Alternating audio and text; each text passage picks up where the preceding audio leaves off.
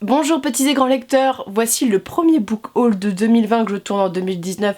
Donc vous voyez dans ma tête, je suis obligée de me projeter pour l'année prochaine, bref c'est le bordel. Mais je vous présente les livres que j'ai achetés à Montreuil, donc je m'y suis rendue que le samedi. Coucou à celles que j'ai rencontrées et que j'ai vues parce que c'était super.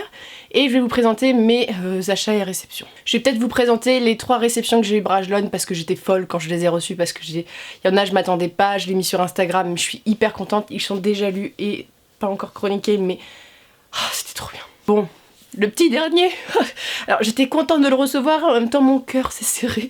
Donc c'est le Sorceleur, le livre 7, La Dame du Lac de Andrzej Sapkowski chez Brajlon. Donc c'est le dernier tome de The Witcher. En fait, par rapport à la série de tome 3 au tome 7, c'est une même histoire, mais tu peux lire un autre tome ensuite.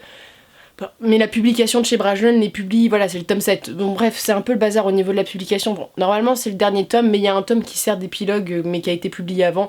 Mais c'était magique, je vous en reparle. Mais celui-ci, regardez-moi comment ils sont beaux. J'étais très contente de lire et vous avez sûrement vu ma vidéo sur The Witcher, mais ça a été une pépite de lecture. Je vais vous présenter un livre qui est aussi grand que moi presque. Il s'agit, est-ce qu'il rentre dans le cadre? Oui. Donc de Alice au Pays des Merveilles, donc, écrit par Lewis Carroll et dessiné par Daniel Cakworth chez Brajlon. Ce truc est énorme, regardez, ça fait mon buste. Et c'est Alice au Pays des Merveilles qui est un conte que j'adore. J'aime pas le dessin animé. Le dessin animé m'a toujours mis dans un espèce d'état... c'est étrange, j'aime pas trop. Par contre l'histoire en elle-même, j'aime bien. C'est une histoire un peu loufoque et j'ai beaucoup aimé La Plume de Lewis Carroll que j'ai lu à plusieurs reprises. Donc attends, je vais te montrer quand même les images. Bref, t'es sur ce genre d'illustration. Le livre est énorme et l'avantage, bon, il est à 35 €, mais à la fin du livre, vous avez des magnifiques images à pouvoir encadrer sur un papier, vous pouvez pas le voir, mais super bien imprimé. J'aime beaucoup, c'est un papier qui fait effet vieillot. Mais bref, j'aime beaucoup l'illustration de ce livre. Donc ce que j'ai bien aimé dans ce récit, c'est... Bon, l'histoire est super, mais ce qui est bien dans l'illustration, c'est que c'est pas moderne, comme vous pouvez voir avec Benjamin Lacombe. C'est un petit effet vieux, mais avec un côté moderne, qui s'inspire du premier illustrateur d'Alice au Pays des Merveilles. Donc ça, c'est super sympa. J'accroche beaucoup au style, que je trouve très adulte, et je pense que c'est pour ça que Brajlon l'a publié. Cette édition, elle est pas vraiment faite pour les enfants, hein. Quand tu le regardes, l'illustration est assez effrayante. Bref, c'est magnifique. À Noël, je pense que c'est un super cadeau à faire. Mais malheureusement, la vidéo sortira après, mais bon, si vous avez des sous, vous savez dans quoi le dépenser, voilà. Je place ça là. Mais il est vraiment superbe. J'ai passé un moment de lecture génial. Le problème, c'est qu'il est énorme, donc déjà dans la bibliothèque, faut le ranger. Mais au moins t'as une qualité, t'as le temps d'admirer les illustrations quoi. Donc je vous le recommande à 100%. Ah, alors celui-ci, je pense que c'est le plus beau livre que j'ai de ma bibliothèque. Vraiment, quand je l'ai reçu, j'étais proche de l'apoplexie. C'est-à-dire que j'ai poussé un cri, mais vraiment, un cri parce que je m'y attendais pas, parce que les SP, normalement, je devais pas le recevoir parce qu'il n'y en avait pas assez pour tout le monde, mais il y en avait. Voilà, Le Nom du Vent de Patrick Rothfuss. C'est un livre que je voulais lire depuis des années. Petite histoire de ce livre, j'ai le tome 2 et le tome 3 dans ma palle depuis au moins 2 ans, mais je n'ai jamais acheté le tome 1 parce que voilà, c'est moi. Et donc, petite rectification, ça c'est le premier tome, c'est l'intégrale du premier tome.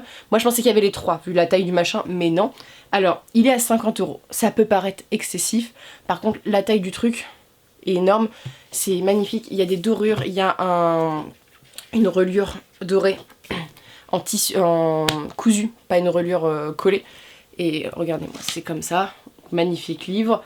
Et la petite chose en plus, et qui explique le coup, c'est que ce livre, il est illustré.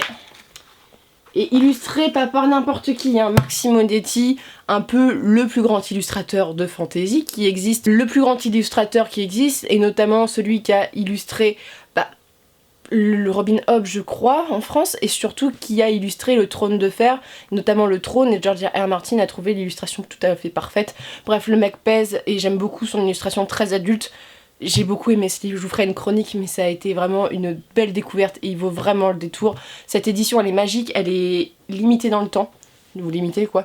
Bref, c'était un bijou et je suis hyper contente de l'avoir reçu, d'autant plus que je voulais le lire et je vous en parle bientôt, mais regardez-moi cette beauté derrière, oh là là qu'il est beau, je n'arrête pas de le regarder, je l'ai posé au fond de ma bibliothèque là comme ça, je le vois avant de dormir, mais il est magnifique. Donc et puis il y a il y a une petite reliure comme ça, c'est super bien, du genre là, un petit marque-page, tout. Bref, il est magnifique. Maintenant, je vais vous présenter mes acquisitions du Salon du Livre de Montreuil, qui s'est plutôt bien passé, même si j'étais dans un état plutôt vomitif pendant le truc. Bon bref, j'y suis allée quand même, je vais pas vous raconter ma vie, mais c'était un salon super sympa. Le truc de Montreuil, c'est que je lis moins en moins de jeunesse, donc je me reconnais moins en moins, j'y vais pour voir les gens que j'aime bien. Et surtout pour découvrir de nouvelles choses et je suis allée sur des stands où il y avait aussi des livres un peu pour adultes. Bref, c'était bien le matin, l'après-midi il y a vraiment trop de monde.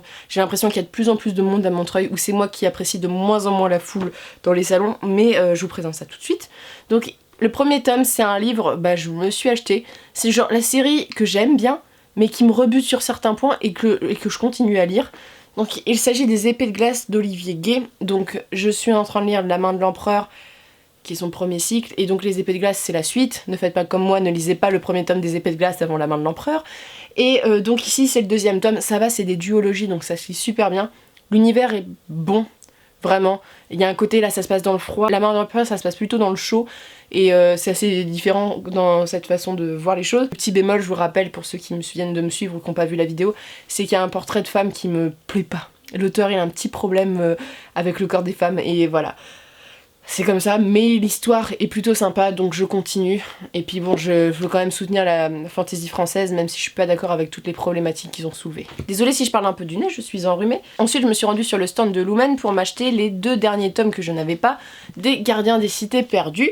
Sauf que le tome 8 était en rupture de stock, c'est-à-dire que j'y suis allée le matin, il y avait une queue de ouf pour aller l'acheter, j'ai fait je vais attendre l'après-midi, l'après-midi il y était plus. Ils l'ont vendu super vite le samedi, ils devaient être réapprovisionnés le dimanche, bref c'est très bien pour eux, mais pour moi j'étais un peu triste. Donc il s'agit du tome 7, Les Gardiens des Cités Perdues. J'aime beaucoup cette série jeunesse. Lumen, c'est une maison d'édition que je soutiens, qui est assez jeune et qui publie des récits que j'aime beaucoup. Et il y a eu 2 petites nouvelles avec, donc ça c'est le petit plus. Je les lis, je les mets dans mes livres, et voilà, ça apporte des choses en plus. J'ai hâte de continuer cette série. Pour l'instant, je sais que l'auteur en a encore signé pour un tome 9. Bon, bref, je sens la série en 12 tomes, tu vois.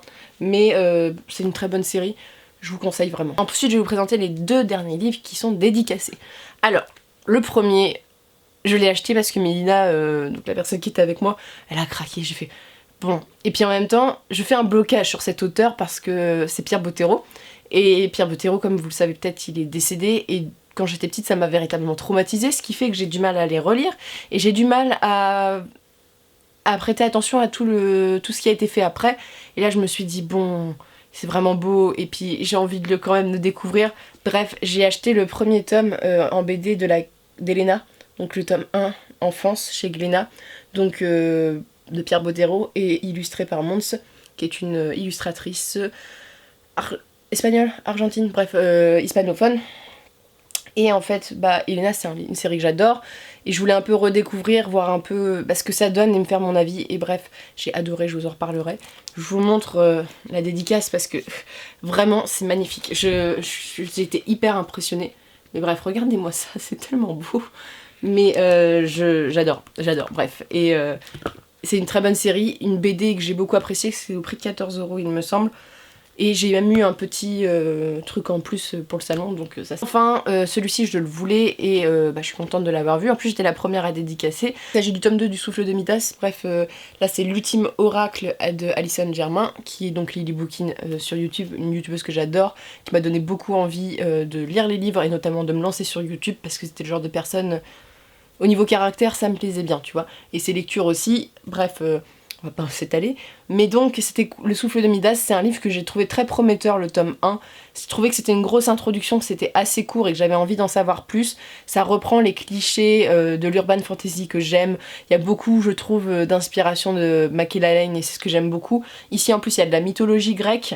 Bref, à un moment ça se passe en Angleterre, bon j'étais en mode oui super. Donc le tome 2, ça me donne envie. En plus le Chat Noir, c'est une maison d'édition indépendante de fantasy française, donc je soutiens, et voilà, ça me faisait plaisir d'acheter. Et le livre est vraiment très joli avec les dorures, tout, c'est vraiment très très mignon. Donc je vous le conseille. C'en est tout pour ce book haul. J'espère que ça vous a plu. N'hésitez pas à me dire ce que vous avez acheté. Voilà, je suis un peu curieuse. Si vous êtes allé au Salon du Livre de Montreuil, est-ce que vous avez vu? Et si vous n'y êtes pas allé, c'est pas grave quand même. Et je vous souhaite de très bonnes lectures et une très bonne journée comme d'habitude.